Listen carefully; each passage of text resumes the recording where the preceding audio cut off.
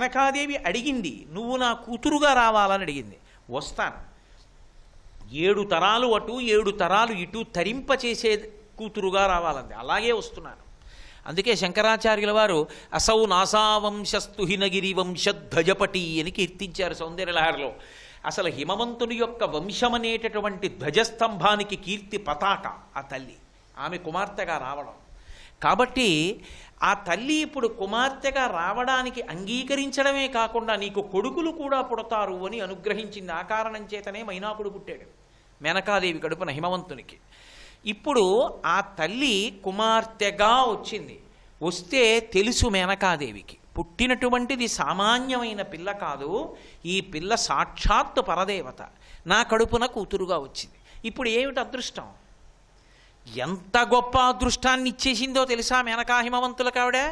అసలు లోకంలో ఎవరూ ఊహించడం కూడా సాధ్యం కానటువంటి అనుగ్రహాన్ని వర్షించేసింది. మనందరం అమ్మా అని ఇలా నమస్కారం పెడతాం. అమ్మా ఇలా రావే అని గడ్డం పట్టుకున్నాడు హిమవంతుడు. నమస్కారం పెట్టలేదు, కూతురు పరదేవతని తెలుసు, కానీ తాను తండ్రి. ఆ తండ్రి అన్న ప్రేమలో ఆమె పరదేవత అని తెలిసి కూడా ప్రేమ కప్పేసింది. ఆ ప్రేమ కప్పేస్తే హిమవంతుడు పొందినటువంటి అదృష్టాన్ని శంకరాచార్యుల వారు స్తోత్రం చేయకుండా ఉండలేకపోయారు.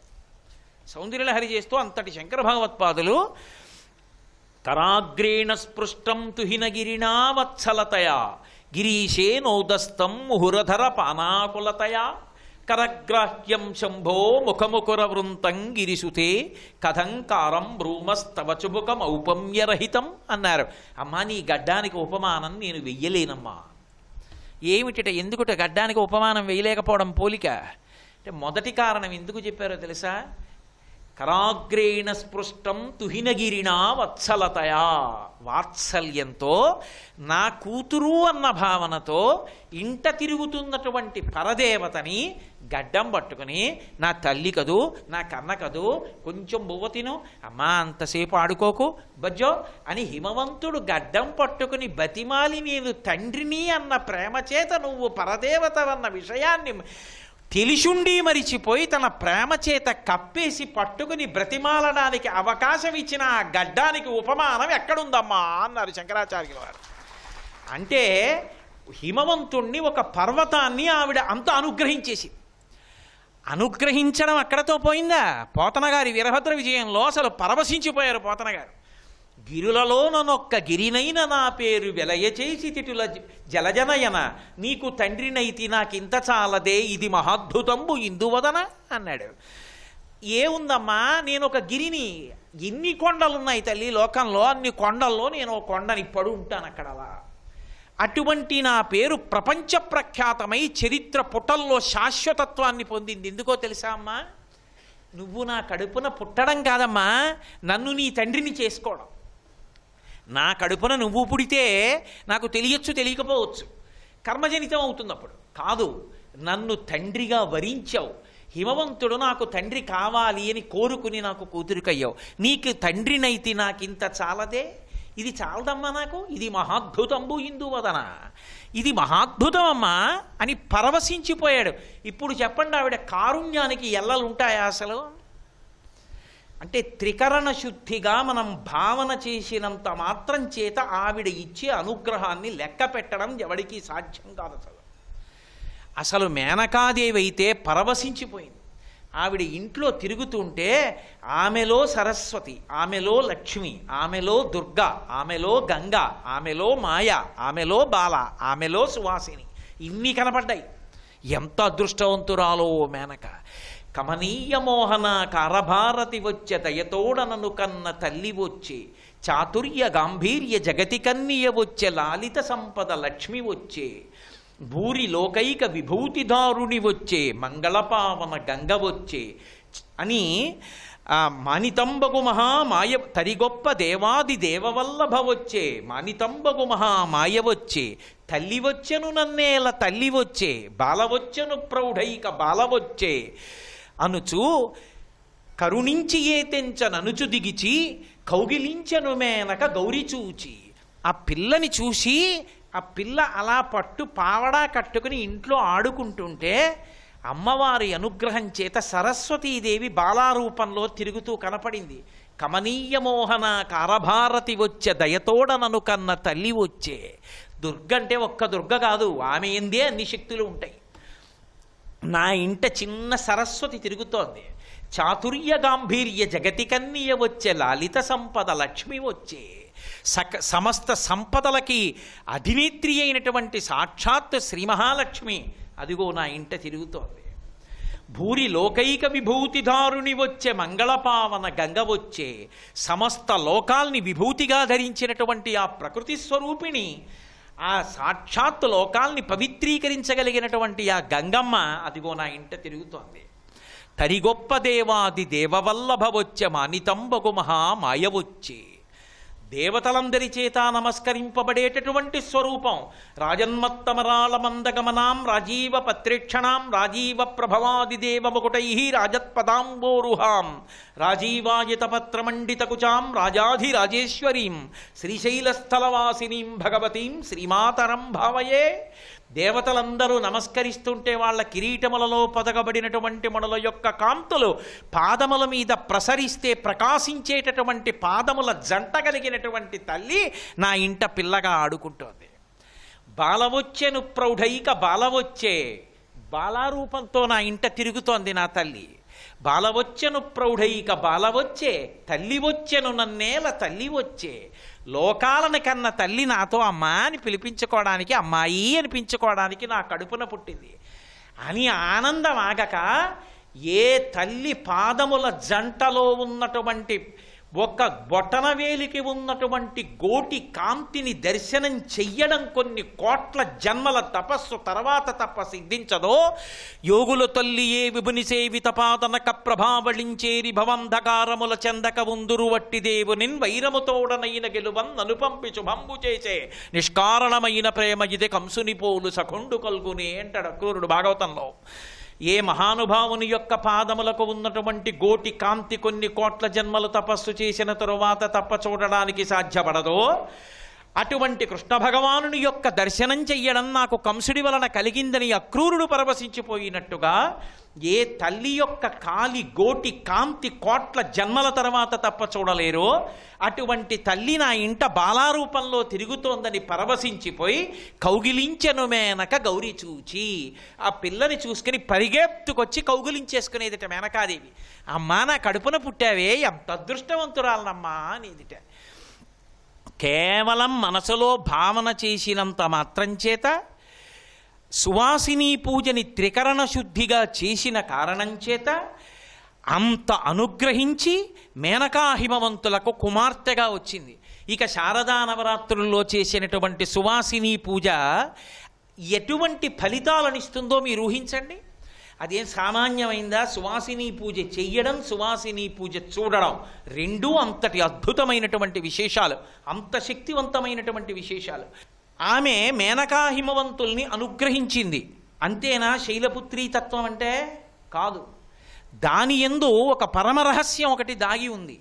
మహాజ్ఞానులైనటువంటి వారి నోటి వెంట వచ్చినవి సత్యాలు కావు. వారి నోటి వెంట వచ్చిన దాన్ని సత్యమయ్యేటట్టుగా చూడవలసిన బాధ్యత అమ్మవారి మీద ఉంటుంది. ఆ కర్తవ్యం అమ్మవారిది. వారు మాట్లాడింది సత్యం అనకూడదు. వారు ఏది మాట్లాడారో అది సత్యం అయిపోవాలి. అది లోకానికి నిరూపించింది ఆవిడ. ఎక్కడ? ఒకానొకప్పుడు విష్ణు సభకి వెళ్ళారు పితృదేవతల యొక్క కుమార్తెలు ముగ్గురు. అందులో ఒకతే మేనకాదేవి. మేనకాదేవి తన చెల్లెళ్ళు ఇద్దరితో కలిసి వెళ్ళింది. వెళ్ళి అక్కడ నిలబడి అకస్మాత్తుగా ఎందుకో శివమాయామోహితురాలై ఆ వచ్చినటువంటి సనకసనందనాదుల్ని చూసి లేచి నిలబడకపోగా ఒక నవ్వు నవ్వింది. అకస్మాత్తుగా సభలో పెద్దలున్న చోట అలా నవ్వకూడదు కనుక అలా నవ్వినటువంటి పాపం కట్టి కుడుపుతుంది కాబట్టి సనకసనందనాదులు శాపవాక్కు విడిచిపెట్టారు. మీరు వెళ్ళి భూలోకంలో పుట్టండి అన్నారు. ఇది మర్త్యలోకం. అంటే పుట్టుట గిట్టుట ఉంటాయి. మేము భూలోకంలోకి వెళ్ళి పుడతాం, అభ్యంతరం లేదు. కానీ మామూలుగా వెళ్ళాం. మా కడుపున సాక్షాత్ పరదేవత జన్మించాలి, అలా అనుగ్రహిస్తే వెడతామని కోరిక కోరుకుంటే వాళ్ళు అయోనిజలతో సమానం. పితృదేవతల యొక్క కుమార్తెలు అయినప్పటికీ, స్వధాదేవి యొక్క కుమార్తెలు అయినప్పటికీ వాళ్ళ పేర్లు తలుచుకుంటే చాలన్నారు. అంత గొప్ప స్వరూపాలు ఆ మేనకాదేవి మొదలైనటువంటి వాళ్ళు. అందుకని ఇప్పుడు ఆ ముగ్గురు కూడా ఈ భూలోకంలోకి వచ్చినప్పుడు పరదేవతా స్వరూపం యొక్క 3 రూపాలకి తల్లులయ్యేటట్టుగా అనుగ్రహించారు సనకసనందనాదులు. మీరు భూలోకంలోకి వెళ్ళినప్పుడు మేనకాదేవి సాక్షాత్తుగా దుర్గాదేవి యొక్క అంశలో వచ్చినటువంటి పిల్లకి తల్లి అవుతుంది. అలా అయిన కారణం చేత ఆమె చిట్ట చివరికి ఆమెనే చెందుతుంది, ఆ దుర్గనే చెందుతుంది అని వరం ఇచ్చారు. ఇప్పుడు సనకసనందనాదులు ఇచ్చినటువంటి వరాన్ని నిజం చెయ్యాలి. అందుకని మేనకాదేవి యొక్క కుమార్తె కడుపున శైలపుత్రి అన్న పేరుతో వచ్చింది. అంటే అందుకే శంకరాచార్యుల వారు సౌందర్యలహరిలో సరస్వతీదేవి పట్ల భక్తి కలిగిన వారి గురించి మాట్లాడుతూ ఒక మాట చెప్తారు. శరజ్యోత్స్నాశుద్ధాం శశియుత జటాజూటమకుటాం వరత్రాసత్రాణ స్ఫటిక ఘటికా పుస్తకరాం సకృన్నత్వా నత్వా కథమివ సతాం సన్నిధతతే అంటారు. సకృన్నత్వా నత్వా, ఒక్క మాట నమస్కరిస్తే చాలు పరమభక్తి తత్పరుడైన వాడు అమ్మవారు అనుగ్రహించేస్తుంది. అంతటి భక్తి జ్ఞాన వైరాగ్యములు కలిగినటువంటి సనకసనందనాదులు ఇచ్చినటువంటి మాట నిజమవ్వాలి. వాళ్ళ శక్తి ఎంతటిది అంటే వాళ్ళ వయసుతో సంబంధం లేదు. అంతటి జ్ఞానులు, అంతటి భక్తులు కనుక వాళ్ళన్న మాట నిజమవ్వడానికి పరదేవత మీ కడుపున పుడుతుంది అన్నారు వాళ్ళు. అందుకని ఒకరి కడుపున లక్ష్మీదేవి పుడుతుందన్నారు. అందుకే ధన్యాదేవి కడుపున సీతాదేవి పుట్టింది. అలాగే వృషభానుడు, కళావతి అనబడేటటువంటి వాళ్ళ కడుపున 3వ పిల్ల రాధగా వచ్చింది. వచ్చి గోలోకానికి వెళ్ళింది. పెద్ద పిల్ల మేనకాదేవి హిమవంతునికి భార్య అయి సాక్షాత్ దుర్గాదేవి యొక్క మొదటి అంశ అయినటువంటి పార్వతీదేవికి తల్లి అయింది. తల్లి అయి ఆ పార్వతీదేవికి శైలపుత్రి అన్న పేరు పొందింది. అంటే ఇప్పుడు సనకసనందనాదులు అన్న మాటని నిజం చేసింది ఎవరు? అమ్మవారు చేసింది. అంటే ఇప్పుడు కేవలం శైలపుత్రి అని రావడమేనా? శైలపుత్రి అని రావడం వెనక ఎన్ని కారణాలు ఉన్నాయి? ఆవిడ ఎన్ని విశేషాల్ని సాధిస్తోంది ఏకకాలంలో. అంతక పూర్వం దాక్షాయణిగా ఉండగా తన పాతివ్రత్యాన్ని, శివదూషణ వలన వచ్చేటటువంటి ఫలితాన్ని ఇన్నిటినీ నిరూపించింది. ఆమె మళ్ళీ శైలపుత్రిక రావడానికి అవతల మేనకాదేవి యొక్క పరమ భక్తిని, ఆమె చిత్తశుద్ధితో కోరుకున్న కోర్కెని దృష్టిలో పెట్టుకుని అనుగ్రహించింది. ఆమె చేసిన సువాసిని పూజకి ఉత్తమమైనటువంటి ఫలితాన్ని ఇచ్చింది. అమ్మవారే కూతురుగా రావడానికి సువాసిని పూజ కారణమైతే ఇక సువాసిని పూజ లోకంలో ఇవ్వలేదని చెప్పడానికి అసలు ఏ కోరిక ఉంటుంది? అది ఏ కోరికనైనా తీర్చగలదు. లోకంలో అమ్మవారి పాదములు కడిగినటువంటి నీళ్లు లోపలికి పుచ్చుకోవడం అంత తేలికైనటువంటి విషయం కాదు. సాక్షాత్ పార్వతీ పరమేశ్వర సమాగమ స్వరూపమై పరమశివుళ్ళ ఎప్పుడూ లోపల రమిస్తూ అహం బ్రహ్మాస్మి అన్న స్థాయిలో ఉండగలిగిన వారు ఈ లోకంలో నడిచి వెళ్ళేటప్పుడు అమ్మవారిలా శక్తి స్వరూపంలా కదిలే లక్షణం ఉన్నటువంటి శంకరాచార్యుల వారంతటి వారు సౌందర్యలహరిలో ఒక శ్లోకం చేసినప్పుడు ఎంత జాగ్రత్తగా ఇచ్చారు. కదాకాలే మాథ కదయ కలితాలక్తకరసం పిబేయం విద్యార్థి తవచరణ నిర్నేజన జలం ప్రకృత్యా మూకానామపి చ కవితా కారణతయా కథా దత్తే వాణి ముఖ కమలతాంబూలరసతాం అన్నారు. కథా అంటూ మొదలుపెట్టారు. అమ్మా, అసలు నీ పాదములు కడిగినటువంటి ఆ లత్తుకతో కూడినటువంటి ఆ నీటిని తీర్థంగా నేను ఎప్పుడు పుచ్చుకుంటానమ్మా అని అడిగారు. అంటే పరమశివుని యొక్క పాదాలు, అమ్మవారి పాదాలు కుడి చేత్తో కడిగితే అమ్మవారి పాదములకు పెట్టుకున్నటువంటి లత్తుక నీళ్లలో కరిగితే ఆ కరిగినటువంటి నీళ్లు ఎర్రటి రంగులో ఉంటే అటువంటి నీళ్లు భార్య తీసి చేతిలో వేస్తే కుడి చేత్తో తీర్థంగా పుచ్చుకుంటే అమ్మాది సాక్షాత్తు సరస్వతీదేవి వేసుకున్నటువంటి తాంబూల చర్వణంతో కూడుకున్నటువంటి నోటిలోంచి వచ్చిన ఎర్రని లాలాజనంతో సమానం కదమ్మా. నీరు తాగిన వాడికి సరస్వతీ కటాక్షం ఎందుకు అబ్బదని అడిగారు శంకరాచార్య. ఆ నీరు లభ్యం అవుతుందా? ఆ పాదోదకం అమ్మవారిది ఒక్క చోట లభ్యం అవుతుంది. కామాక్షి పరదేవతకి పౌర్ణమి నాడు అభిషేకం చేస్తారు. పౌర్ణమి నాడు అమ్మవారిని చూడాలి, కామాక్షి అమ్మవారిని. ముందు రోజు చందన చర్చిత చేస్తారు. చందన చర్చిత చేసి అమ్మవారి చేతిలో వీణ పెడతారు. ఆ వీణ పట్టుకొని ఉంటుంది. సుప్రభాత సమయంలో తెర తీయగానే చూస్తే అద్భుతం. ఆ తల్లికి అభిషేకం చేస్తే ఆమె పాదములు ఇలా ముడుచుకుని కూర్చుని ఉంటుంది. ఏకన్యంచనతిక్షమం మమ పరంచ ఆకుంచ పాదాంబుజం మధ్యే విష్టర పుండరీకమభయం విన్యస్య హస్తాంబుజం త్వాం పశ్యేమ ప్రసీదిషీం ప్రతికలంకారుణ్యకూలంకషా స్పారాపాంగ తరంగమంబ మధురం ముగ్ధం ముఖం బిభ్రతీం అంటారు పరాతర భట్టర్లు. అమ్మ ఒక్కసారి కాలు కిందకి చాపమ్మా నమస్కారం చేసుకుంటానంటారు. సువాసిని పాదోదకం, సువాసిని పూజ అంత గొప్పవి.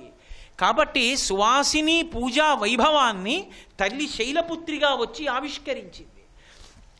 అటువంటి తల్లి శైలపుత్రిగా వచ్చిన నేను మీతో ఒక మాట మనవి చేసి ఉన్నాను. ఆమె ఎంతమందిగానైనా వస్తుంది, ఎంతమందికి కుమార్తెగానైనా వస్తుంది. కానీ భర్త మాత్రం పరమశివుడు ఒక్కడే, ఎప్పుడూ ఆయనకే ఇల్లాలు. కాబట్టి ఇప్పుడు ఆమె పరమశివునకు చెందినది. ఇప్పుడు మళ్ళీ పార్వతీ కళ్యాణం జరగాలి.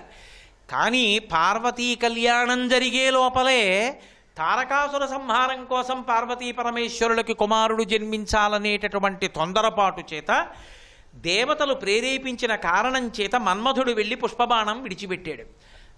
బాణం తగిలినటువంటి పరమశివుడు ఆగ్రహించి, తనకి కొడుకు లాంటి వాడు తన మీద మన్మథ బాణం వేయడం ఏమిటి, పరిధి దాటిపోవడం, ఆగ్రహించి మూడో కన్ను తెరిచాడు. మూడో కన్ను తెరిచి తెరవగానే భుగభుగమను పెనుమంటలు భగభగమని నిండనంత బ్రహ్మాండంబుల్ దిగుదిగులు దిగులు దిగులన తెగిమరుపై చిచ్చుకన్ను దేవుడు ఇచ్చెన్.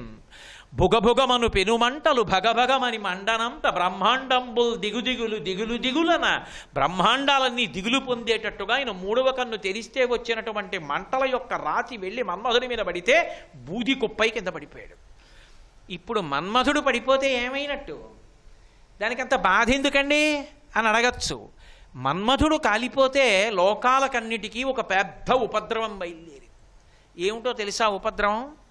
మన్మధుడు లేడు కాబట్టి బాణం వేసేవాడు లేడు, బాణం వేసేవాడు లేడు కాబట్టి మన్మథతాపం లేదు, మన్మథతాపం లేదు కాబట్టి లోకంలో ఏ స్త్రీ పురుష జీవుల మధ్య ఆకర్షణ లేదు, ఆకర్షణ లేదు కాబట్టి కలయిక లేదు, కలయిక లేదు కాబట్టి ప్రత్యుత్పత్తి లేదు, ప్రత్యుత్పత్తి లేదు కాబట్టి జననములు లేవు, జననములు లేవు కాబట్టి లోకంలో పుట్టేవాళ్ళు లేరు, ఉన్నవాళ్ళు వెళ్ళిపోతుంటారు. అయితే మీరు ఎందుకండి గుండెలు బాదుకోవడం, గొడవ లేదు కదా, పుట్టకపోతే హాయిగా ఏదో ఎక్కడో ఈశ్వరుడి దగ్గర పడి ఉంటాం కదా అంటారేమో. పరమేశ్వరుడి యొక్క అనుగ్రహం చేత ఈ శరీరాన్ని మనం పుట్టుక అన్న పేరుతో పొందకపోతే చేసుకున్న పాపాలు ఎలా పోతాయి చెప్పండి? పాపం మనసుతో భావన చేసిన దుఃఖం వల్ల పోదు. పాపం పోవాలి అంటే దానికి సాధనం శరీరమే. అసలు ఈ వేదాంతం వంట పట్టినటువంటి వాడు ప్రతి చిన్నదానికి తల్లడిల్లిపోడు. జ్వరం వస్తే బెంగపెట్టేసుకోవడం, 2 మోకాళ్ళు నిప్పిడితే బెంగపెట్టేసుకోవడం, ఏదో పరిశంబడితే బెంగెట్టేసుకోవడం, దగ్గొస్తే బెంగెట్టేసుకోవడం ఉండదు. ఎందుకంటే శరీరం అన్నది ఎందుకు ఉండాలి?